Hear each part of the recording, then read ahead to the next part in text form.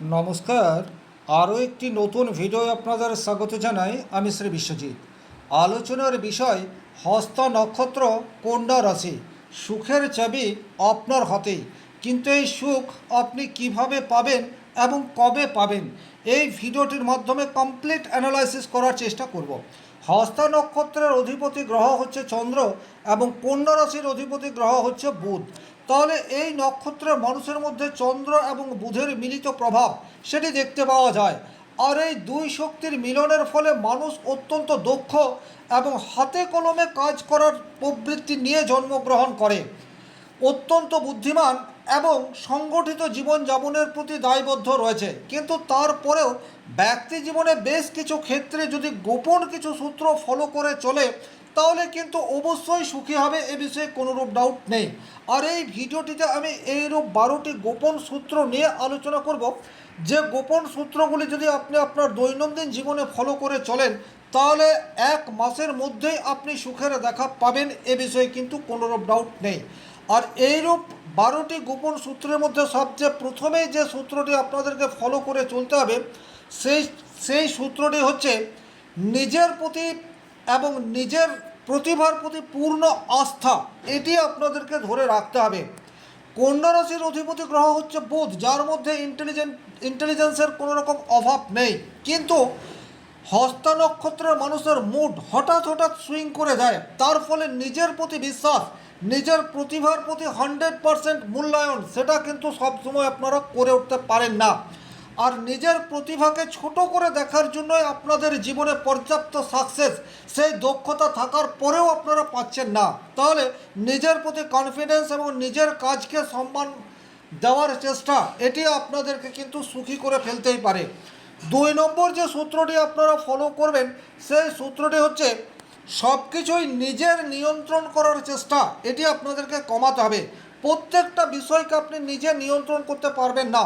আপনার ফ্যামিলির মানুষজন বলুন, অথবা আপনার অফিস বলুন বা ব্যবসা ক্ষেত্র বলুন, সবাই আপনার আন্ডারে থাকবে না। তাই প্রত্যেক মানুষকে নিজের নিয়ন্ত্রণে রাখবো, এই চিন্তাধারা আপনাকে কমাতে হবে।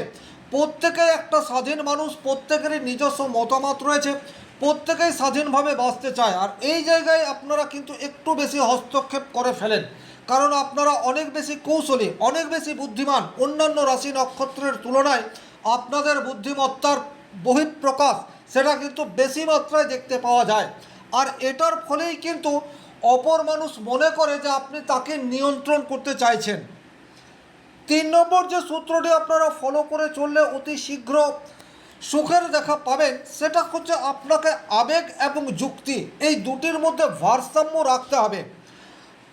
আপনার জন্মকুণ্ডলীতে চন্দ্র যদি অত্যন্ত স্ট্রং অবস্থায় রয়েছে, সেক্ষেত্রে কিন্তু আপনি আবেগী হয়ে সিদ্ধান্ত নেবেন। আপনার মন যে কথাটি বলবে, সেই কথাটি শুনে চলার চেষ্টা আপনি সর্বক্ষণ করবেন। আর বুধ, সে কিন্তু যুক্তির কারক গ্রহ। বুধ যদি জন্মকুণ্ডলীতে অত্যন্ত শক্তিশালী অবস্থায় থাকে, সেক্ষেত্রে কিন্তু আবেগ নয়, বরং যুক্তিই আপনার কাছে প্রায়োরিটি পাবে। কিন্তু শুধুমাত্র যুক্তি বা শুধুমাত্র আবেগ দিয়ে নয়, পরিস্থিতি বিবেচনা করে, অর্থাৎ যুক্তি এবং আবেগের সঠিক ভারসাম্য আপনার দৈনন্দিন জীবনের যত বেশি প্রকাশ করতে পারবেন, তত বেশি আপনার মনের হতাশা, দুঃখ, যন্ত্রণা এগুলি কমতে থাকবে। আর এগুলি যদি কমতে থাকে, সেক্ষেত্রে কিন্তু সুখের অনুভূতি আপনার মস্তিষ্কের মধ্যে বেশি মাত্রায় প্রবেশ করতে থাকবে।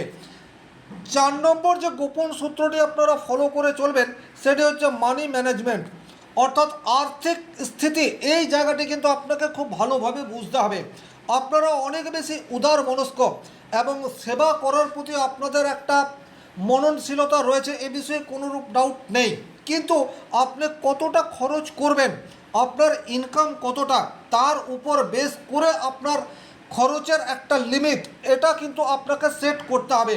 তাতে করে আর্থিক নিরাপত্তা সুনিশ্চিত হবে। ফ্যামিলির একমাত্র মেম্বার যদি আপনি হয়ে থাকেন এবং আপনিই উপার্জনশীল হয়ে থাকেন, সেক্ষেত্রে এটি অত্যন্ত বিশেষভাবে প্রয়োজন। অনেক সময় উদারতার জন্য কিন্তু আপনারা অতিরিক্ত ব্যয়, এই বিষয়টিও করে ফেলেন। সুতরাং এই জায়গাতেও আপনাদের একটু নিয়ন্ত্রণ আনার প্রয়োজনীয়তা থাকছে। 5 নম্বর যে সূত্রটি আপনারা ফলো করে চলবেন, সেই সূত্রটি হচ্ছে কাজের ক্ষেত্রে পারফেকশন। এটি কিন্তু আপনাদেরকে একটু কমাতে হবে। কমাতে হবে মানে আমি যেটা বোঝাতে চাইছি, সেটা হচ্ছে আপনারা অনেক বেশি খুঁতখুঁতে স্বভাবের। আপনি যে কাজটি করছেন সেটি 100% ঠিক আছে, কিন্তু তারপরেও আপনার মনে হবে কাজটি ঠিকঠাক হয়নি এবং অকারণে সেই কাজটিতে আপনি অতিরিক্ত সময় দেবেন। তার ফলে আপনার আগামী দিনের যে পরিকল্পনা সেগুলি ব্যাহত হতে থাকবে। তাহলে এই জায়গাতে কি রয়েছে, নিজের প্রতি কনফিডেন্স এটা ধরে রাখুন এবং অতিরিক্ত পারফেকশন এই জায়গাটির থেকেও আপনাদেরকে একটু দূরে সরতে হবে। লক্ষ্য স্থির রাখুন এবং তার সাথে সাথে একটা টাইম সেট করে চলুন যে এই কাজটি আমি এই সময়ের মধ্যে কমপ্লিট করব এবং তারপর আপনি আর ওই কাজ নিয়ে ভাববেন না, আপনি সামনের দিকে তাকান। দেখবেন আপনার মধ্যে যে কোয়ালিটি রয়েছে সেই কোয়ালিটির 100% আপনি দিতেও পাচ্ছেন এবং 100% আপনি পরিণামস্বরূপ রেজাল্টও পাচ্ছেন। আর এটা যখন পাবেন আপনার মন হালকা হবে। খেয়াল রাখবেন, আপনার মনের মধ্যে যদি দুঃখ, যন্ত্রণা, হতাশা এগুলি জমতে থাকে সেক্ষেত্রে কিন্তু হ্যাপিনেস এটা মস্তিষ্কে প্রবেশ করতে পারবে না। তাহলে হ্যাপিনেস বা সুখের অনুভূতিকে যদি আপনাকে মস্তিষ্কে স্থান দিতে হয় তাহলে তার জন্য জায়গা খালি সেটা আপনাকেই করতে হবে। 6 নম্বর যে গোপন সূত্রটি ফলো করে চললে আপনারা অতি শীঘ্র সুখের দেখা পাবেন সেটা হচ্ছে আপনার ছোট ছোট সাকসেস। আর এই সাকসেস থেকে আনন্দ বা সেই সময়টিকে উপভোগ করা সেটি আপনাদেরকে অধিকতর মাত্রায় করতে হবে। অনেক সময় কি হয়, আপনারা একটা লক্ষ্য স্থির করলেন এবং সেই লক্ষ্য অতি দ্রুততার সাথে সেই লক্ষ্যে পৌঁছে গেলেন, কিন্তু অতীতের কোনো স্মৃতি সেটার থেকে আপনি বেরোতে পারছেন না। অর্থাৎ প্রেজেন্ট টাইমে আপনি ভালো রয়েছেন, আপনার কোনো সমস্যা নেই, কিন্তু অবাঞ্ছিত বা অপ্রীতিকর কোনো অতীতের ঘটনা সেটা আপনি মন থেকে মুছে ফেলতে পারছেন না। তার ফলে কিন্তু প্রেজেন্ট টাইমকে আপনি এনজয় করছেন না। 7 নম্বর যে গোপন সূত্রটি আপনারা ফলো করবেন সেটা হচ্ছে আপনার ফ্যামিলিকে কিন্তু সময় দিতে হবে। দেখুন, কন্যা রাশি অত্যন্ত বিশ্লেষণ প্রিয় এবং আপনার মধ্যে বুদ্ধিমত্তা যথেষ্ট মাত্রায় রয়েছে এবং কাজ পাগল এটাও বলা যেতে পারে, কারণ আপনারা এক জায়গায় বেশিক্ষণ স্থির হয়ে বসতে পারবেন না।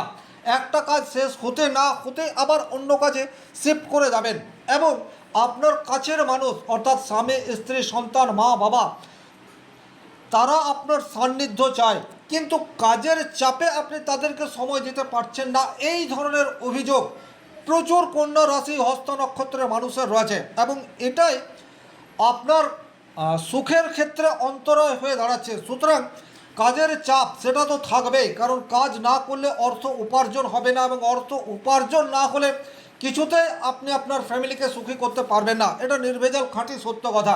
কিন্তু তারপরেও আপনার প্রফেশন এবং পার্সোনাল লাইফের মধ্যে একটা সমতা বজায় করার চেষ্টা সেটি আপনাদেরকে করতে হবে। 8 নম্বর যে সূত্রটি ফলো করে চলবেন সেটি হচ্ছে নিজের লিমিট। এটা সম্বন্ধে আপনাকে জানতে হবে আপনি কত দূর এগোবেন, কোন কথাটা বলবেন, কোন কথাটা বলা আপনার জন্য সমীচীন নয়, এই বিষয়ের সম্যক ধারণা বা পূর্ব পরিকল্পনা সেটা কিন্তু ভীষণ রকম দরকার। তাছাড়া এমন পরিস্থিতির সম্মুখীন আপনি হবেন যেখানে আপনি অপ্রাসঙ্গিক হয়ে যাচ্ছেন এবং নিজের প্রতি নিজের একটা ধিক্কার সেটা অল্প সময়ের জন্য আপনার মস্তিষ্কের মধ্যে চলে আসবে আর তখন কিন্তু নিজেকে অনেক ছোট মনে হবে এবং সুখের অনুভূতি আপনি ফিল করতে পারবেন না। সুতরাং নিজের সীমানা সেটা আগে স্থির করুন। 9 নম্বর যে গোপন সূত্রটি ফলো করে চললে অতি শীঘ্র আপনি সুখের দেখা পাবেন সেটা হচ্ছে অন্যের ভুল সেটা আপনাকে মেনে নিতে হবে। মানুষ মাত্রই ভুল হতে পারে, কোনো মানুষই 100% সঠিক নয়, কিন্তু অনেক সময় দেখা যায় কন্যা রাশির মানুষরা কিন্তু অপর মানুষের ভুলকে অনেক বড় করে দেখে। এটা করলে চলবে না, তাদেরকেও সুযোগ দিতে হবে।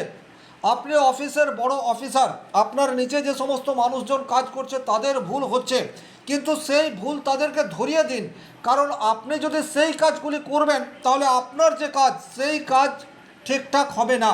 সুতরাং যে কাজ যাকে দিয়ে আদায় করে নিতে হবে তার সমালোচনা নয়, তার সাথে সহমর্মিতা পোষণ করে চলুন, তাতে করেই কিন্তু আপনার মানসিক স্ট্রেস সেটা কমবে এবং আপনি একজন টিম লিডার হয়ে উঠতে পারবেন। 10 নম্বর যে গোপন সূত্রটি আপনারা ফলো করে চলবেন সেটা হচ্ছে সৃজনশীল কাজের সাথে যুক্ত থাকার চেষ্টা। এটি আপনাদের দৈনন্দিন জীবনের চাপকে কমিয়ে দিতে পারে। হস্তা নক্ষত্রের একটা আলাদা মন রয়েছে, সেটা লেখনী শক্তি হতে পারে, ছবি আঁকা হতে পারে, কবিতা হতে পারে, আবৃত্তি হতে পারে, অলমোস্ট ভালো রান্না সেটাও হতে পারে। তাহলে কাজের বাদ দিয়ে, অর্থাৎ যে কাজ করে আপনি অর্থ উপার্জন করছেন সেটা বাদ দিয়ে আপনার ভালো লাগাকে প্রায়োরিটি দিতে হবে এবং দিনের কিছুটা সময় সেই ভালো লাগা কাজকে করে যেতে হবে। তাতে করে কিন্তু মন হালকা হবে এবং আপনার মানসিক স্ট্রেস সেটা অপেক্ষাকৃত কমতে থাকবে। 11 নম্বর যে গোপন সূত্রটি ফলো করে চলবেন সেই সূত্রটি হচ্ছে আধ্যাত্মিক কাজের সাথে নিজেকে যতটা সম্ভব যুক্ত করতে হবে। স্বাভাবিক অর্থে হস্তা নক্ষত্রের মানুষ সেবাপরায়ণ, এ বিষয়ে কিন্তু কোনোরূপ ডাউট নেই। আপনি যদি অপর কোনো মানুষের জন্য কিছু করতে পারেন সেক্ষেত্রে মানসিক চাপ সেটা অনেকাংশে লাঘব হয়, আর এটি আপনারা সুযোগ পেলেই করবেন। আধ্যাত্মিকতা মানে প্রচুর মাত্রায় পুজো করছেন, ঘন্টার পর ঘন্টা মন্দিরে বসে রয়েছেন, এটা নয়। আধ্যাত্মিকতা মানে হচ্ছে আপনার চেতনার বিকাশ। চেতনার বিকাশের দ্বারা আপনি আপনার ফ্যামিলি এবং সমাজ দুটিরই সংস্কার করতে পারেন, আর এই কাজ আপনি যত বেশি মাত্রায় করতে পারবেন তত বেশি আপনার মানসিক স্ট্রেস এটা কমতে থাকবে। 12 নম্বর যে কাজটি আপনারা করলে আপনাদের সুখ আসতে পারে সেই কাজটি হচ্ছে সমালোচনা। এটার থেকে আপনাদেরকে দূরত্ব মেনটেন করে চলতে হবে। সমালোচনা নয়, কাজের ভুল যদি আপনাকে ধরিয়ে দিতেই হয় তাহলে তার পাশে এসে অর্ডার করে নয়, তার সহমর্মী হয়ে আপনি সমালোচনা করুন। স্টেট সমালোচনা করার চেষ্টা করুন, পেছনে সমালোচনা করবেন না। তাতে করে কিন্তু আপনার কাছ থেকে আপনার কাছের মানুষজন দূরে সরে চলে যেতে পারে। এই যে গোপন 12টি সূত্রের কথা আমি এই ভিডিওটিতে আলোচনা করলাম, এর মধ্যে থেকে যদি আপনি আপনার দৈনন্দিন জীবনে অন্ততপক্ষে 5-6টা সূত্র ফলো করে চলতে পারেন তাহলে 100% সুখের দেখা পাবেন, এ বিষয়ে কোনোরূপ ডাউট নেই। এই বলে এই ভিডিও এখানেই শেষ করবো। ব্যক্তিগতভাবে নিজের জন্মকুণ্ডলে বিচার করতে চাইলে স্ক্রিনে দেওয়া নাম্বারটি সংগ্রহ করে যোগাযোগ করতে পারেন। ভালো লাগলে লাইক করবেন, চ্যানেলে নতুন হয়ে থাকলে সাবস্ক্রাইব করে অল নোটিফিকেশন বেল আইকনটি প্রেস করে দিন। ধন্যবাদ, ভালো থাকবেন।